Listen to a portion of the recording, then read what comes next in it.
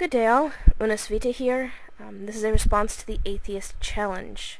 I will admit that the first time that I watched this video, my first thought was, why bother? Aside from the fact there are 13 other responses, every single question posed in the Atheist Challenge has been answered again and again ad nauseum. But, you know, why not? I have some time to kill. I will start off on a good note by saying that at least throughout this Atheist Challenge, not once do they advance Pascal's wager as being a reason for belief, which I appreciate and have to give a little bit of respect to them for that, because quite honestly, anyone who advances Pascal's wager already holds the idea of God in such contempt that honestly my work is pretty much already done. But let's dive in right away with question number one. Number one, is there such thing as absolute truth? Now, by absolute, I mean that they're true for every person in every age and can never be untrue. So, if so, what are some absolute truths? And how are they determined absolute? And you know what I mean by absolute, that they're true for everyone. So, is there such thing as absolute truth? Told you every question had already been asked and answered a million times. For the Atheist Challenge people, my response to this, as I'm sure many other responses have been, is that in terms of objective reality, yes, there are absolute truths. Things like mathematics. 1 plus 1 always equals 2, 2 plus 2 always equals 4, and 2 plus 2 will never, absolutely never equal 5. I don't care how Orwellian you want to get. I don't care how much you want to believe that it's 5. It is 4. Always. So that is an absolute truth. When it comes to morals and subjective reality, I would say no. When it comes to an individual's experience of reality, I would say that there are certain things that, as a society, we can say are absolutely wrong, but that if you're talking about absolute as being given by a cosmic lawgiver, no, not absolutely true. Number two, according to naturalists and most atheists, the universe is the only thing that is eternal, all-powerful, and for all practical purposes, unchanging. Wait a minute. What precisely have you been smoking? Eternal, all-powerful, and unchanging.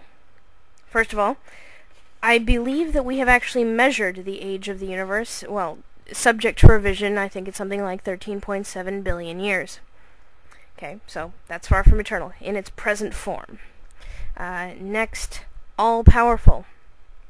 That's a god, not the universe. Would not subscribe intention to the universe. And the universe clearly follows a very set group of laws. Therefore, it cannot possibly be all-powerful, since it can't change those laws at a whim, which is certainly good for us, since we don't ever have to worry about gravity simply deciding to go on holiday. And unchanging, the thing is that, yes, we'll say that matter and energy can neither be created nor destroyed and all that other good stuff, but that doesn't mean that it remains unchanged. Change is one of the constants of the universe. It's changing all the time. We live in an expanding universe. That means that the distance between things is changing. The composition of things of matter is changing. Stars are, fusing lighter elements into heavier elements all the time. Stars are blowing up, collapsing. Big black holes are sucking things in. I mean, this is a universe of constant change. So I don't understand the question, because this is not any naturalist or any atheist or any agnostic or any sane, educated person's description of the universe. Sorry, I was trying to be nice. The whole question starts from an incredibly flawed premise and is a terrible, terrible representation of what people think about the universe in general. So I'll continue with the question and answer it as best I can, but seriously, if you're going to ask questions, at least understand what it is that you're asking. Specifically matter there when I'm speaking unchanging. And matter can change places, but basically the matter of the universe will never disappear. Do you believe this is the case? You can see where those three descriptions kind of describe most theists' God. I think that's pretty interesting. So in my response, I kind of jumped the gun to this question, but, that's okay. Basically, the thing that you said that I think is most telling is that the description that you gave is, in fact, the description that most people would give to the God of the theist. Entirely true, well spotted. That is what you are describing. You are not describing an atheist point of view. You are not describing the point of view of science. You are not describing the point of view of anyone but yourself. And in that case, yes, that is the description of your God.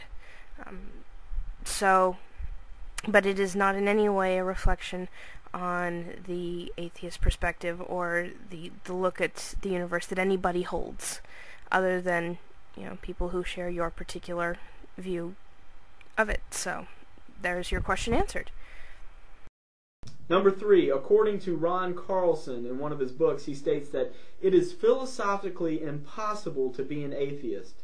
Since to be an atheist, you must have infinite knowledge in order to know absolutely that there is no God. Now, that's a little facetious, I guess, but for instance, if someone was to come up to you and say that God lives behind a massive star out in the universe somewhere, and you can't prove that he doesn't because you can't study that, how do you respond to that questioning? Again, that's not supposed to be derogatory or anything like that. It's just I want to know how you would respond to it. This question deals with two distinctly different concepts, one being knowledge and the other one being belief. These are not synonymous. No matter how much you believe something, it does not mean that you know it. So it's really, again, we have kind of a flawed premise here. When you say that it is philosophically impossible to be an atheist because we cannot know that there is no God, we can say that it's philosophically impossible for you to be a theist because there's no way for you to know that there is a God. Subjective experiences don't count. So you can see where this goes both ways. It's not an argument. It's not a question, really.